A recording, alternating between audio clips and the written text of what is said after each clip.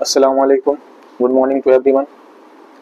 मैं doctor Mohammad Shahid Iqbal, MD medicine, consultant physician at Al Huda clinic गया। आज की इस वीडियो में हम बात करेंगे तेज़ बुखार के बारे में, जो कि मानसून के सीज़न में कॉमन है। तेज़ बुखार यानी कि एक्यूट फेब्राइल इलनेस, जैसे कि डेंगू, मलेरिया, टाइफाइड या दूसरे वायरल फीवर जिसको कि मौसमी बुखार भी कहते हैं, उसके बारे में बात करेंगे। ये बात करेंगे कि ये बुखार किन वजहों से होता है, कैसे इन चीज़ों से बच सकते हैं, या होने पर कब डॉक्टर से मिलना है, घबराने की ज़रूरत नहीं है, किन बातों में घबराने की ज़रूरत नहीं है, इन बातों पे बात करेंगे। तो सबसे पहले ये बात करते हैं कि कब डॉक्टर से मिलना ज़रूरी है। अक्सर जो बुखार होते हैं, जो वायरल फीवर होते हैं, मैक्सिमम जो मानसून के सीज़न में होते हैं वो वायरल फीवर होते हैं। तो उनका जो टेम्परेचर रेंज है वो बहुत हल्का रहता है, 100 डिग्री 101 डिग्री फ़ारेनहाइट, इस तरह से।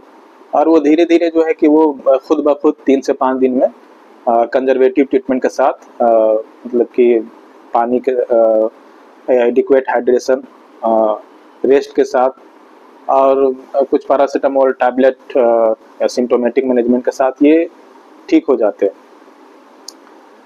लेकिन इसी में समझना है कि कब डॉक्टर से मिलना ज़रूरी हो जाता है। उसमें अगर 2-3 दिन से फीवर का जो ट्रेंड है वो घट नहीं रहा बल्कि बढ़ रहा है या फिर उसी लेवल पर है, तो डॉक्टर से मिलना चाहिए। उसके साथ अगर हेडेक है, जॉइंट पेन है, आंखों के पीछे अगर दर्द हो रहा है, रैश है बदन में, है ना, कुछ लाल लाल जैसा अगर इस तरह का हो गया है, तो ये डेंगू के लक्षण हो सकते हैं। ऐसे कंडीशन में डॉक्टर से मिलना चाहिए। बहुत ज़्यादा ठंड लगे, साथ साथ में बहुत ज़्यादा पसीना आए, तो ये मलेरिया के लक्षण हो सकते हैं। और अगर बुखार के साथ उल्टी जैसा लगे या उल्टी हो, पेट में दर्द हो, तो ये उमूमन टाइफाइड के लक्षण होते हैं। साथ साथ में अगर ऐसे पेशेंट जो कि डायबिटीज के हैं या जिनको हार्ट की डिजीज है, या दूसरे और भी डिजीज हैं, जैसे कि इम्यूनो कम्प्रोमाइज हैं, जैसे सीओपीडी, दम्मा, हथनी के पेशेंट हैं, या प्रेग्नेंट लेडी है, या बच्चे हैं, तो ये सब केस में फौरन बुखार हो तो फौरन डॉक्टर से मिलना चाहिए। अब हम बात करते हैं कि आखिर red flag sign, danger sign क्या है, मतलब कि इससे भी ज़्यादा, मतलब कब ज़्यादा और ख़तरनाक समझा जाता है।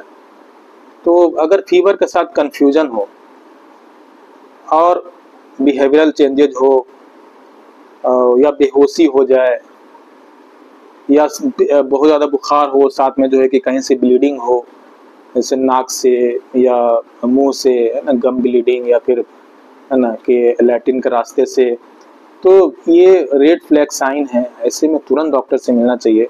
इसके साथ साथ अगर बहुत ज़्यादा उल्टी हो रही हो, मतलब कुछ भी खाना खा रहे हैं या पानी पी रहे हैं तो कुछ भी नहीं पच रहा या फिर नहीं उसको रख पा रहे हैं, तुरंत जो है उल्टी हो जा रही है, तो ऐसे कंडीशन, ये सब जो है रेड फ्लैग साइन है। तुरंत इस तरह के पेशेंट को तुरंत एडमिट करना होता है और उसके बाद वर्कअप करना होता है।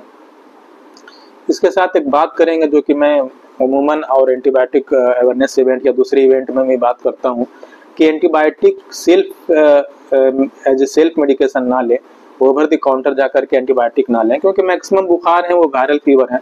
वायरल डिजीज में एंटीबायोटिक का कोई रोल है ही नहीं। साथ में अगर हम एंटीबायोटिक लेते हैं तो एंटीबायोटिक एक अपना साइड इफेक्ट है, वो होगा। दूसरा, एंटीबायोटिक ज़्यादा यूज करने से, बिला वजह यूज करने से एंटीबायोटिक रेजिस्टेंस बढ़ते हैं। इससे फ्यूचर में बहुत ज़्यादा परेशानियां हो जाती हैं। अभी बहुत सारे डेटा रिपोर्ट्स आए हैं, एंटीबायोटिक रेजिस्टेंस की वजह से लाखों लोगों की जो है कि मौत हुई है।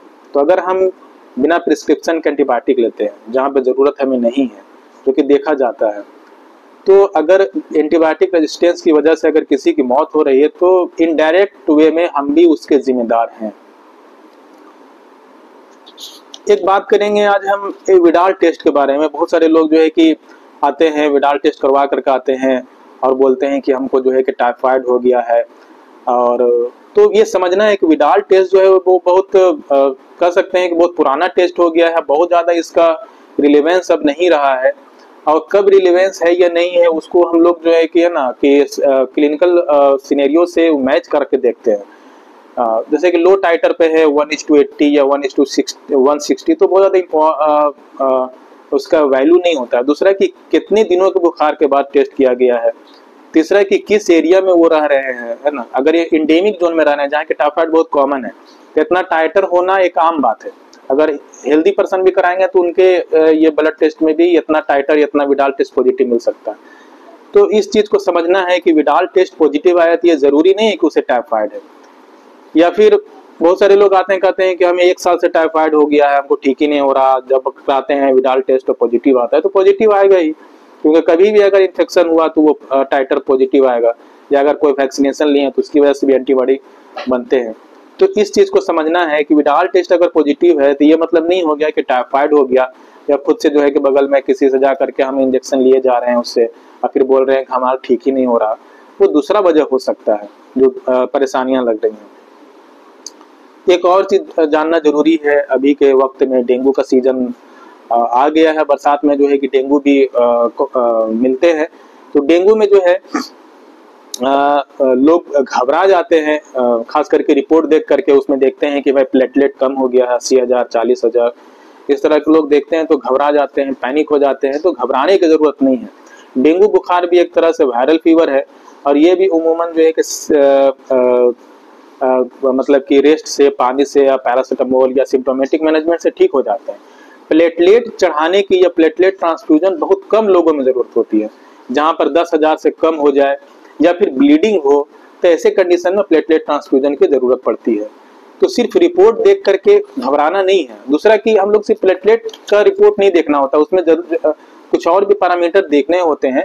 उसके अकॉर्डिंग जो है कि मैनेजमेंट करना होता है डेंगू का, जब पेशेंट उस तरह के सीरियस रहते हैं डेंगू के पेशेंट में। तो खुद से रिपोर्ट देख करके ज़्यादा पैनिक होने की जरूरत नहीं है। ऐसे कंडीशन में डॉक्टर से मिलें और उनके जो है कि मशवरे से चले। अब ये बात होती है कि इस कैसे बचें, इन सब चीज़ों से कैसे बचें। तो पहले ये समझना होगा कि ये बीमारियां हो कैसे रही। तो पहले हम डेंगू की बात करते हैं। तो डेंगू एक जो है कि है ना कि एक वायरस से होता है, एडिस एजिप्टी। और एक ये जो वायरस है एक मॉस्किटो से जो है ना, ये एक मॉस्किटो से एक वायरस से होता है। एक एडिस एजिप्टी जो है एक मॉस्किटो के थ्रू ये ट्रांसमिट होता है। तो ये जो है जनरली ये जो मच्छर है वो दिन में काटते हैं।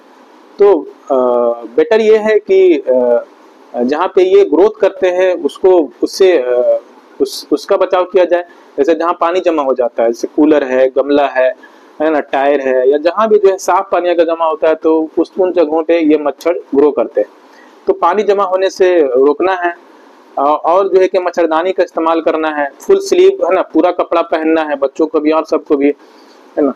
मॉस्किटो रिपेलेंट का जो है कि इस्तेमाल करना है, साफ सफाई का ध्यान रखना है। दूसरा अगर हम बात करें मलेरिया के बारे में, तो मलेरिया भी जो है कि मच्छर काटने से होता है। फीमेल एनोफिलीज जनरली रात में काटते हैं, है ना। और ये तो इससे भी जो है कि बचने का है कि मच्छरदानी का और मॉस्किटो रिपेलेंट का इस्तेमाल करें। और जो अगर टाइफाइड की बात करें तो ये अगर हम खाने या पानी में अगर वो मतलब कि इन्फेक्टेड हो जाते हैं तो एक बैक्टीरिया होता है साल्मोनेला टाइफी। तो अगर हम वो खाने पीने में जो है कि वो गंदगी से बचें, उसको साफ सुथरे खाने का इस्तेमाल करें, साफ सुथरे पानी का इस्तेमाल करें। खास करके बरसात के मौसम में जो बाहर का स्टॉल है, बाहर के जो ठेले पे जो खाना मिलते हैं या कुछ फास्ट फूड मिलते हैं, वो सबसे बचें। वो सब से जो है कि टाइफाइड के चांसेस बढ़ जाते हैं। तो इस तरीके से हम लोग इन सब चीज़ों से बच सकते हैं। आगे एक चीज़ और प्रिवेंशन में बात करेंगे कि सेल्फ मेडिकेशन ना लें। सेल्फ मेडिकेशन से साइड इफेक्ट भी हो सकता है। और आगे फाइनली कंक्लूजन क्या, तो ये समझना है कि अधिकतर जो बुखार है अभी बरसात के मौसम में सब वायरल फीवर मैक्सिमम होते हैं।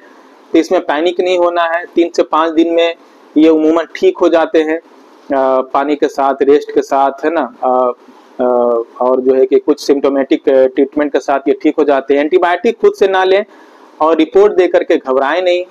ये एक एजुकेशनल वीडियो है जो कि जनरल पब्लिक के लिए बनाया गया है। अगर आपको ये वीडियो ठीक लगे तो आप इसे शेयर करें और खुद भी अपना हेल्थ के बारे में ख्याल रखें। अस्सलाम वालेकुम।